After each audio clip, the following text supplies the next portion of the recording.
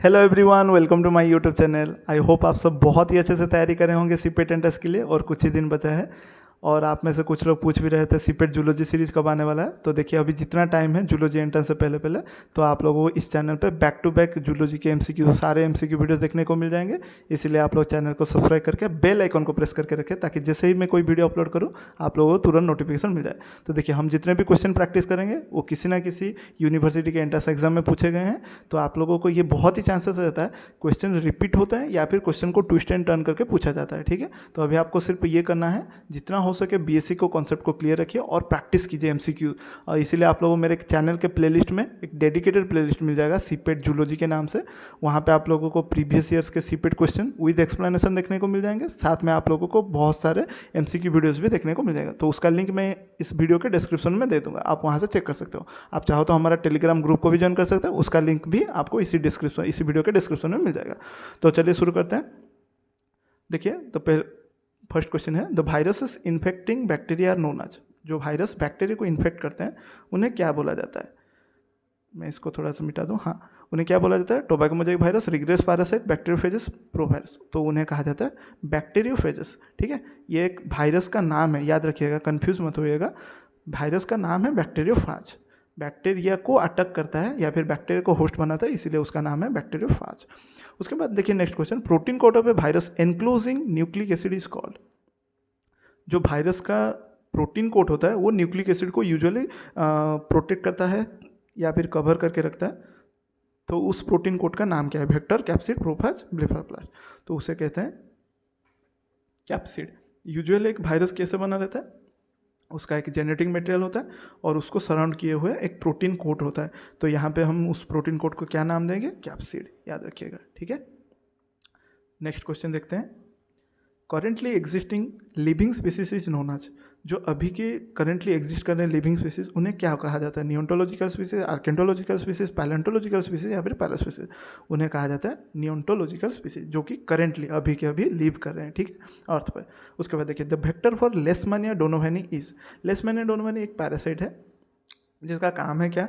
Humans and animals का blood को feed करना और एग डेवलप करना। ठीक है, तो इसका जो वेक्टर या फिर कैरियर कौन है? प्लीबोटोमस आर्जेंटिपस या फिर ग्लोसिनिया पैल्पेलिस या फिर एपेंडलेस फ्लैबिपेस या फिर आप लोगों का एडिस एजिप्टी। तो इसका राइट आंसर है वो है प्लीबोटोमस आर्जेंटिपस। और ये भी कौन सा बोला? फीमेल, इसका फीमेल। ठीक है, फीमेल।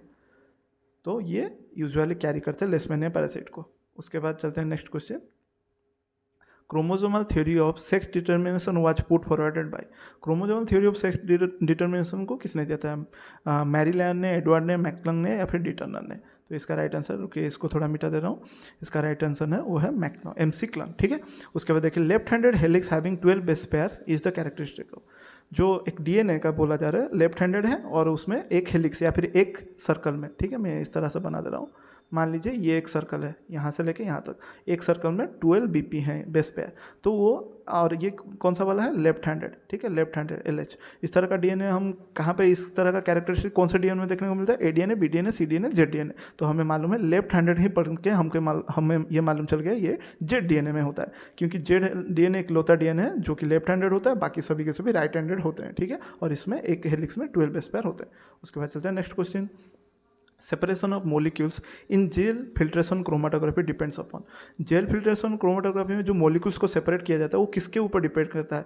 रिसेप्टर लिगैंड बाइंडिंग में, या फिर molecular weight and pore size के ऊपर, या फिर सिंथेटिक आयन एक्सचेंज रेजिंग्स के ऊपर, या फिर पॉलीसैकेराइड ग्लाइकोप्रोटीन लेक्टिन इंटरेक्शन। तो देखिए, जो जेल फिल्ट्रेशन क्रोमाटोग्राफी में जो मोलिक्यूल्स को सेपरेट किया जाता है वो अकॉर्डिंग टू मोलिकुलर वेट और उसके पोर साइज के बेसिस पे किया जाता है।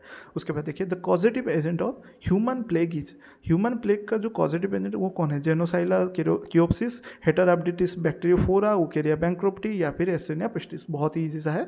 प्लेग का जो कॉजेटिव एजेंट है वो है एर्सिनिया पेस्टिस। ठीक है, उसके बाद चलते हैं next question. Acetyl choline accumulation at synaptic cleft. Synaptic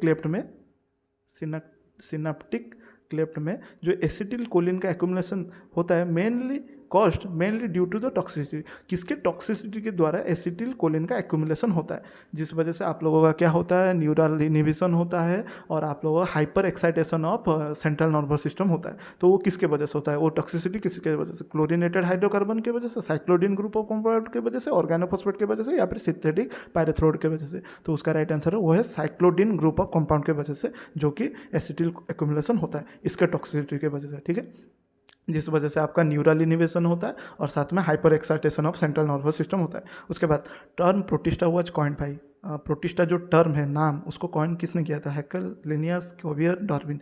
तो इसका राइट आंसर है वो है थे अर्नेस्ट हैकेल, ई हैकेल। ठीक है, उसके बाद next question, flightless birds are included in, जो फ्लाइटलेस बर्ड्स हैं जैसे कि क्यूवी वगैरह हो गए, ये आपका ओस्ट्रिच वगैरह हो गए, वो सभी के सभी, ठीक है, वो किस में इंक्लूड होते हैं, ओडोंटोग्नाथी या फिर इम्पेनी, रैटिटी या फिर ये क्या लिखा है, कार्नेटी।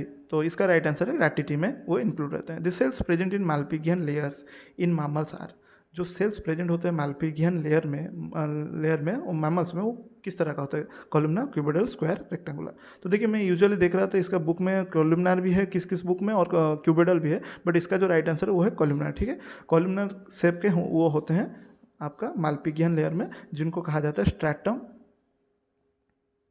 जर्मिनाटिवम, जर्मिनाटिवम।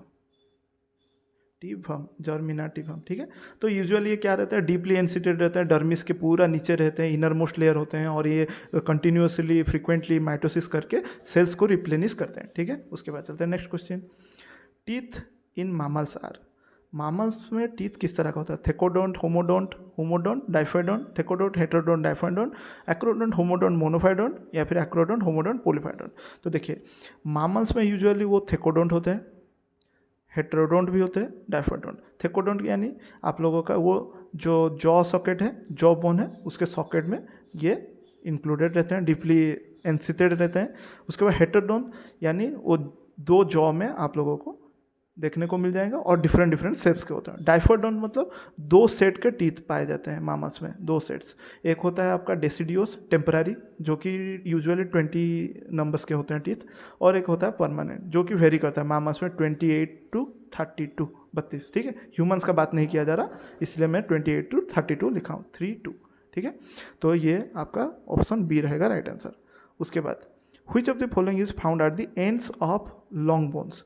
So long bones के एंड में आप लोगों को क्या देखने को मिलेगा, मसल्स, कार्टिलेज, लिगामेंट, टेंडन। तो इसका राइट आंसर है कार्टिलेज, और वो किस तरह का, कैल्सीफाइड होता है। ठीक है, calcified due to the deposition of Ca, calcium के डिपोजिशन की वजह से वो कैल्सीफाइड कार्टिलेज लॉन्ग बोन्स के एंड में पाया जाता है। ठीक है, उसके बाद next question, generic name of desert locusts, desert locust का जेनेरिक नेम क्या है, स्किटोसर का ग्रिपारियो, ये ग्रिपारियो नहीं होगा, ग्रिगारिया होगा। ठीक है, ग्रिगारिया होगा, ग्रिगारिया। लोकुस्टा माइग्राटोरिया, पतंगा सक्सिंगटा, या फिर नामाडाक्रिस स्टेप्टोफासियाटा। तो इसका राइट आंसर है आपका स्किटोसर का ग्रिगारिया। ठीक है, जेनेरिक नेम है डेजर्ट लोकोस्ट का। उसके बाद in human body the smallest bone is, ये बहुत ईजी है, मेलियस, इनकस, स्टेपिस, कार्पस। तो इसका राइट आंसर स्टेपिस, जिसका दूसरा नाम है स्टीरप। ठीक है, STIRRUP, स्टीरप भी कहा जाता है। उसके बाद in which part of the body vitamin A is synthesize from carotene and store, body के कौन से पार्ट में विटामिन ए सिंथेसाइज होता है, कैरोटीन से, और स्टोर होता है ब्लड, किडनी, स्किन, लिवर। तो राइट आंसर है लिवर में। ठीक है, Brunner's gland are found in, Brunner's gland कहाँ पे पाया जाता है, only stomach, only duodenum, whole intestine, whole alimentary tract. तो ये पाया जाता है ओनली डिओडेनम में। ठीक है, और इसका काम क्या है जानते हैं, इसका काम है एक अल्कालाइन फ्लूइड सिक्रीट करना, जिसका नाम है म्यूसिन। और यूजुअली ये क्या करता है, आपका प्रोटेक्ट करता है म्यूकोसा को प्रोटेक्ट करता है फ्रॉम एसिडिक स्टमक। ठीक है, एसिडिक या फिर एसिड से प्रोटेक्ट करता है, जो कि एक अल्कालाइन फ्लूइड बना के म्यूसिन से। ठीक है, उसके बाद next, the bacterium which causes serious illness in persons with pre existing liver disease, कौन सा ऐसा बैक्टीरिया जो कि बहुत खतरनाक डिजीज करवाता है, इलनेस करवाता है, प्री एग्जिस्टिंग जो भी लिवर डिजीज में अफेक्टेड होते हैं, तो वो बैक्टीरिया कौन है, फाइब्रियो वल्निफिकस, इकोलाई, एंटामीबा हिस्टेरिका, और या फिर जियार्डिया लैम्बिया। तो इसका राइट आंसर है वो है आपका ई कोलाई। उसके बाद coronary artery arises from, coronary artery कहाँ से एराइज होता है, आर्टर से, पुल्मोनरी आर्क से, या फिर आप लोगों का इनोमिनेट आर्टरी या फिर सब क्लावियन आर्टरी। तो इसका राइट आंसर है वो है आर्टर से एराइज करते हैं। एक्चुअली आर्टर से आप लोगों का दो चीज़ें निकलते हैं, एक होता है कोरोनरी आर्टरी और दूसरा होता है आप लोगों का लेफ्ट मेन कोरोनरी आर्टरी। ठीक है, ये दो एराइज करते हैं।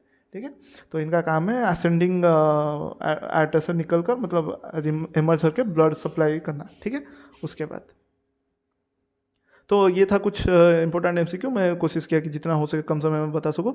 Thanks for watching this video, और नेक्स्ट वीडियो के लिए आप लोग चैनल को सब्सक्राइब करके रखें, और वीडियो पसंद आए तो अपने दोस्तों के साथ शेयर जरूर कीजिएगा, लाइक जरूर कीजिएगा। तो मिलते हैं नेक्स्ट वीडियो में। Thank you.